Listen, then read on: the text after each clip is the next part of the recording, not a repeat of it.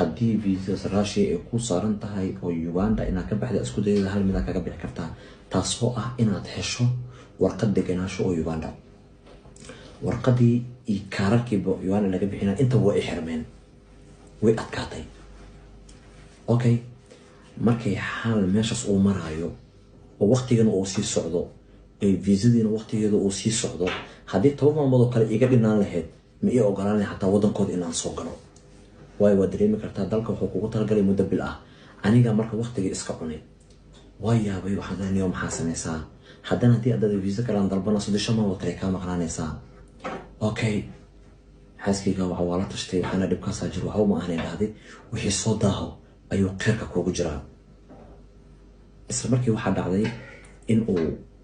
arimo adiga wax badan ii xalxaliyo markuu ii xaliyay kadib wuxuu dhahay habeenada kamid ah nasiibkaaga iyo aniga dadaalkayga aan isku dari doonaa kadib elaborkaas ayaan rabaa in aan ka saaro waan xasuustaa 5 saac habeenimo ayuu guriga igu imaaday wuxuu dhahay boorsada xirxiro boorsadeen wixii dhar aan ka gaari karay aan galgashtay dhag xataa ma la laabin baawarku igu soo riday 1 saac oo ila soo socday waxaan imaanay elaborka Uganda intibi ayaa lagu magacaabaa elaborka markaan imaanay oo gabadha meesha fadhisay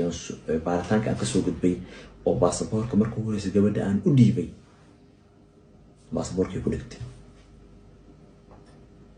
aniga aad u naxay